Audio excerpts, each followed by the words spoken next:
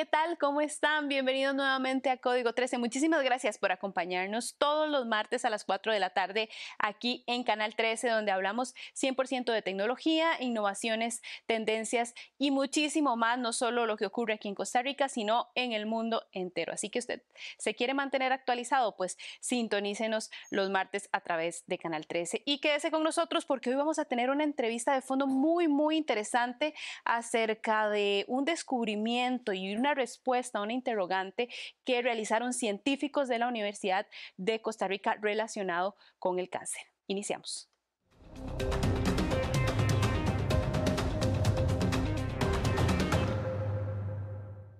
En abril, el gobierno firmó una directriz para fortalecer medidas de ciberseguridad en el sector público luego de los ataques de Conti. Para proteger correctamente los datos de las organizaciones estatales, el gobierno ha firmado una nueva directriz que fortalece las medidas de ciberseguridad en el sector público. Con esto se reducirán los casos de robo, daño o filtración de información. El objetivo principal de la directriz es garantizar que cualquier comportamiento relacionado a incidentes de ciberseguridad se destaque, registre y gestione con creces.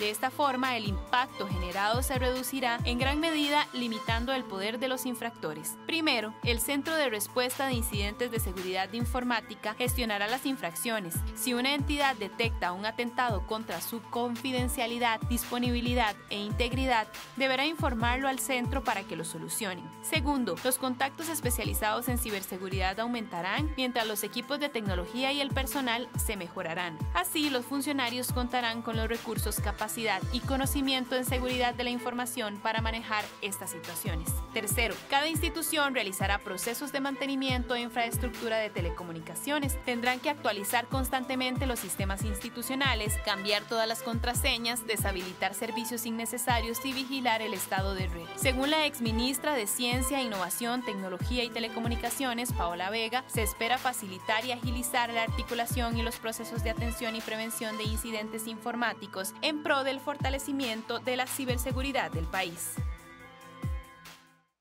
Universitarios que estudian carreras de ciencia, ingeniería, tecnologías y matemáticas participaron en un hackathon para buscar soluciones a problemas relacionados con la biodiversidad.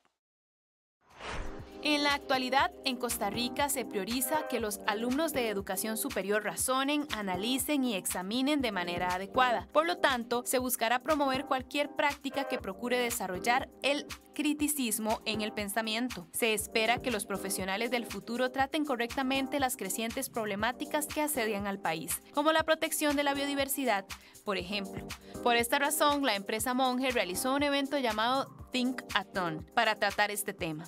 De acuerdo con Carlos Fernández, gerente de la marca, pretenden aportar soluciones tecnológicas que promuevan el estudio científico y la conservación de las especies ante el cambio climático en Costa Rica. En la actividad participaron universitarios que cursaron carreras relacionadas a la ciencia, tecnología, ingeniería, arte y matemáticas. Los estudiantes propusieron y discutieron ideas innovadoras con expertos en la conservación de la biodiversidad. Con esto se pretendía que los alumnos contaran con un rol activo en la resolución de conflictos sociales y ambientales, así como el desarrollo de cualidades de liderazgo, trabajo en equipo o ingenio mientras planteaban soluciones tecnológicas inteligentes y creativas. El objetivo principal de este Think-a-thon es que los asistentes obtuvieran un gran aprendizaje, nuevas habilidades y se familiarizaran con cuestiones tan importantes. Sin embargo, también se reconoció a quienes destacaron porque la organización otorga premios a los mejores. Una marca líder en elaboración de smartphones a nivel mundial ya prepara su más reciente innovación. Se trata del Samsung Galaxy Z Fold 4. ¿Qué mejoras tendrá comparado con su versión anterior? La compañía multinacional Samsung ha anunciado la creación del Galaxy Z Fold 4, el nuevo miembro de la familia de celulares plegables. Se espera que este llamativo dispositivo inteligente sea potente, sumamente mayor que su antecesor, el Galaxy Z Fold 3. Algunas de las mejoras más significativas presentes en estos ejemplares son las realizadas al diseño, la batería, la memoria interna, la cámara y principalmente a la pantalla. En contraparte, las desventajas que más destacan son su posible costo y el tamaño. Estará disponible en color negro, verde y plateado. todo acorde al gusto del usuario. La batería será de 5000 mAh con un rendimiento de los mejores del mercado. Asimismo, contará con una memoria interna masiva de 256 GB a 512 GB. Tendrá 3 cámaras traseras, la principal con 108 megapíxeles, mientras la segunda y tercera con 12 megapíxeles cada una, las mismas del Galaxy S22 Ultra. La pantalla será grande, midiendo casi 20 centímetros. También exhibiría la tecnología innovadora como el AMOLED dinámico. En las palabras de Jacob Kroll, periodista de CNN especializado en tecnología, con estos modelos tienes una pantalla grande en la parte frontal y puedes abrirla como un libro para una especie de mini tableta. Es un 2 en 1 y apunta a ser lo mejor de ambos mundos. Pero no todo es positivo. Se espera que su precio sea de $1,300 a $1,500, o sea, de 900,000 a más de 1 millón de colones. Además, los 271 gramos de peso y las dimensiones poco prácticas para hacer un celular plegable son los aspectos más negativos del Galaxy Fold 4. El Censo Nacional de Población y Vivienda se convertirá en el más tecnológico realizado en nuestro país y se llevará a cabo del 8 al 28 de junio de este año por el Instituto Nacional de Estadística y Censos, INEC. Se le denomina el más tecnológico debido a que, a diferencia de años anteriores, por primera vez la información será recopilada mediante dispositivos móviles para la captura de datos, lo que permitirá que la información esté disponible de forma más oportuna y con mayor calidad. El dispositivo móvil tendrá cargada una aplicación App Censista, donde cada censista colocará la información que recogerá producto de las entrevistas. También dispondrá de acceso al mapa de la zona que le corresponde censar y utilizar aplicaciones como Waze o Google Maps para llegar a la ubicación asignada. Otra novedad para que nadie se quede sin censar es que se contará con la opción del autocenso por medio de la web. Bueno, es una alternativa que estamos dando a los hogares y las personas que residen ahí para que puedan censarse por su propia cuenta. Es una aplicación en la web que las personas van a poder acceder para llenar la información censal. Destacar que el autocenso se genera a partir del momento en que un censista llega a la vivienda y no encuentra personas a cuales hacerle la entrevista. Entonces lo que hace es generar una contraseña, un código y deja en una boleta esa información para que las personas a partir de ahí puedan acceder si lo consideran así, o también se da la alternativa de que contacten al censista y definan una cita, ¿verdad? Nosotros siempre decimos que la prioridad es que el censista pueda cara a cara hacer la entrevista porque está capacitado para eso. Pero también reconocemos que hay una necesidad de ciertos hogares, ¿verdad?, que es difícil encontrar en sus viviendas durante el día para que puedan tener esta alternativa también. No obstante, esta opción estará habilitada únicamente para aquellas viviendas que en primera instancia fueron visitadas y no se encontró ningún informante. En estos casos, el censista generará un código en la app Censista y lo anotará en una boleta que dejará en la vivienda, donde también se incluyen las indicaciones de cómo ingresar al sitio web del autocenso y cómo llenar el cuestionario con la información de todos los habitantes de la casa.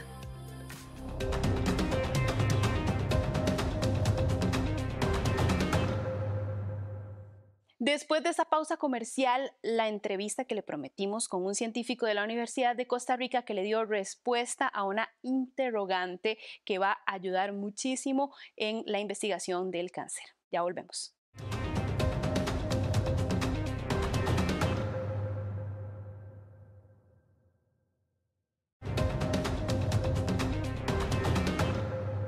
Gracias por continuar con nosotros. Un grupo de científicos de la Universidad de Costa Rica contribuyeron a descifrar una de las incógnitas más antiguas de la naturaleza del cáncer. Para que nos explique qué fue exactamente lo que hicieron, hoy nos acompaña Rodrigo Mora, que es microbiólogo de la Universidad de Costa Rica y científico y por supuesto parte del grupo de trabajo de esta contribución. Don Rodrigo, ¿cómo está? Bienvenido a Código 13.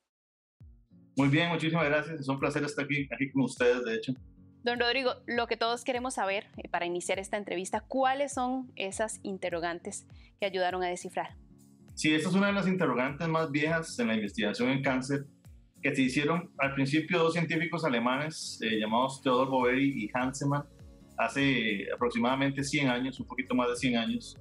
donde ellos vieron que los paquetes de información que están dentro de las células, llamados cromosomas, estaban alterados en células de cáncer, ¿verdad? Y además vieron que podían producir más alteraciones, ¿verdad? Eso lo vieron también en una observación en erizos de mar. Y fue la primera vez en que se propuso que la aneuploidía, lo que significa el desorden de esos paquetes de información, podía ser causante del cáncer. Sin embargo, esa teoría se abandonó por muchos años, ¿verdad? Porque nunca se logró como encontrar un patrón específico, no se logró encontrar un mecanismo específico, y luego con el descubrimiento de la biología molecular, de lo que llamamos los oncogenes y supresores de tumores, ¿verdad? Que son genes muy importantes en cáncer, se asumió que la aneuploidía tenía un papel secundario, ¿verdad? Que no era tanto una causa, sino que era como más una consecuencia en el cáncer, ¿verdad? Entonces, esa pregunta la hemos retomado, ¿verdad? Es una pregunta que algunos otros investigadores también han retomado después de más de 100 años, ¿verdad? ¿Cómo es posible, por ejemplo, que una célula normal que tiene 46 cromosomas, 46 de esos paquetes, sufra tantas alteraciones y gana un cromosoma adicional, ¿verdad? Entonces, por ejemplo, en lo que llamamos las trisomías, casi todas las trisomías, que es decir, es solo un cromosoma adicional, son letales para las células, ¿verdad? Producen muerte. Entonces la pregunta aquí sería, ¿cómo es posible que una célula de cáncer llegue a tener 100 cromosomas, o 120 cromosomas a veces, ¿verdad? Eso es como que una paradoja muy grande y todavía no se entiende exactamente por qué pasa eso, ¿verdad? Entonces por ahí vamos a tratar de describir un poco, ¿verdad?, este proyecto como una de las interrogantes más importantes. 9 años duró esta investigación. Explíquenos un poco cómo fue ese proceso. En realidad, bueno, la reflexión de este problema lleva como más de 20 años, ¿verdad? Desde que yo estaba casi saliendo del colegio, ¿verdad? Ya me había preguntado esto, que era, porque fue como lo primero que vimos, ¿verdad? En el colegio, digamos, ¿cómo es posible que haya tantos cromosomas? Y para mí entonces eso fue siempre una interrogante muy interesante. De hecho, yo estudié la carrera de microbiología pensando ya una vez en la ciencia y en poder trabajar en investigación en cáncer, ¿verdad? Y también en virología, cómo los virus producen cáncer. Y bien, tuve que por varios años trabajar en otros temas. Fui a Alemania a hacer mi doctorado y ahí estuve trabajando en temas más de biología celular del cáncer, de inmunología. Y cuando ya regresé a Costa Rica, que fue aproximadamente hace ya casi 12 años, ¿verdad? Empecé con esas interrogantes y hasta, bueno, como 3 años después logré conseguir como el primer financiamiento para trabajar en esta pregunta. Y por eso llevamos 9 años, ¿verdad? Ha sido un proceso muy largo, de mucha perseverancia, muy difícil, con recursos limitados, y también la pregunta muy compleja, ¿verdad? Una pregunta muy fundamental, muy básica de este mecanismo que es muy esencial en cáncer. Y ahora sí, ¿cuál fue la respuesta que le dieron a esa interrogante que ya usted nos explicaba? Nosotros lo que encontramos fue un mecanismo, es decir, una forma cómo las células de cáncer logran sobrevivir a ese montón de cromosomas adicionales o a ese incremento en el número de copias que sería letal para la célula normalmente, pero la célula de cáncer tiene un sistema de compensación que es lo mismo que frenos, ¿verdad? Es como un freno que algunos genes que están dentro de esos paquetes, de esos cromosomas, activan para poder frenar su propia expresión, ¿verdad? Entonces, estos frenos son lo que le permite a la célula de cáncer poder seguir avanzando, evolucionando, sin entrar en la muerte, ¿verdad? Entonces, ¿qué pasaría? Si uno libera esos frenos, si uno corta esos frenos, la célula de cáncer básicamente se mata a sí misma, ¿verdad? Porque es ya muy inestable y de esa manera entonces esto podría llevar a desarrollar un nuevo tipo de terapia, ¿verdad? Basada en cortar esos frenos, ese mecanismo de compensación de oxigénico que llamamos. Tengo que decir también que lo encontramos solamente para un gen, ¿verdad? Es como apenas la punta del iceberg. Pensamos que hay muchísimos más genes. Y de hecho estamos trabajando con 150 candidatos más, ¿verdad? Para tratar de encontrar esos mecanismos. Pero sí, esos 9 años se nos fueron a encontrarlo solamente para un gen, ¿verdad? De la infinidad de genes que tenemos, ¿verdad? En el genoma, que todavía va a ser bastante trabajo, ¿verdad? Hay muchísimo trabajo por hacer todavía. ¿Qué significa para el país este aporte a la ciencia y sobre todo a las investigaciones del cáncer? Yo creo que esto ayuda a demostrar que Costa Rica, digamos, tiene grandes científicos, y lo digo porque fue un trabajo en equipo, ¿verdad?, con mis compañeros y mis estudiantes, que se logró esto tan difícil, ¿verdad? Fue un trabajo que fue transdisciplinario, involucrando gente de computación, de ingeniería, de biología, de diferentes ramas, ¿verdad? Y donde tenemos entonces también el componente importantísimo de la salud, ¿verdad? Pero también demuestra que hay que hacer ciencia básica, no solo ciencia aplicada, ¿verdad? A veces las preguntas tan fundamentales o tan básicas no son bien vistas en nuestro contexto, ¿verdad? Porque dicen, no, eso está como muy volado, no se puede competir en hacer investigación en cáncer. Y si un país no tiene ciencia básica, pues se pierde de la posibilidad de generar esas habilidades o esas capacidades para poder también hacer ciencia aplicada de alto nivel, ¿verdad? Entonces yo creo que hay que tener un balance de ciencia básica y ciencia aplicada, donde podamos también entonces contribuir al país de esas maneras y del mundo, ¿verdad?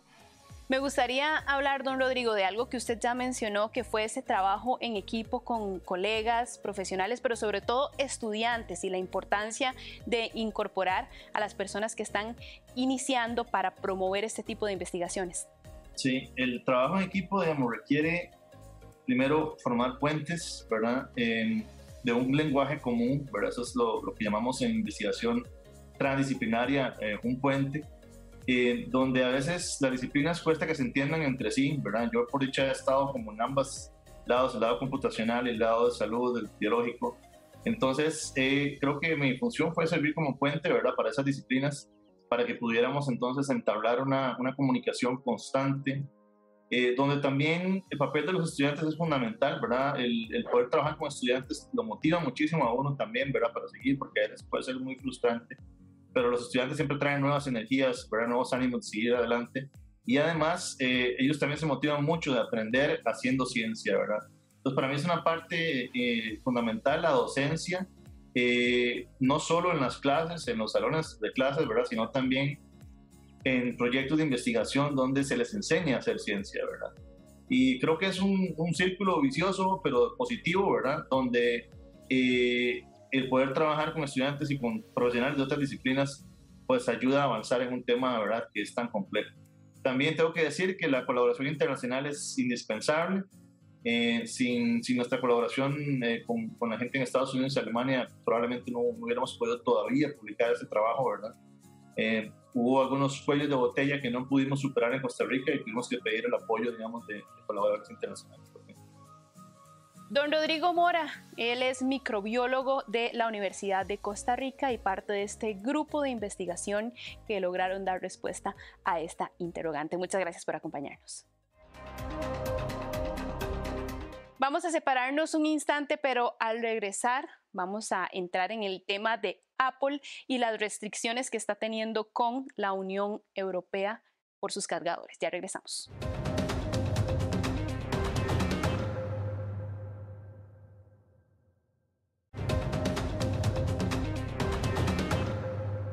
¿Qué va a pasar con Apple y sus cargadores con tecnología Lightning?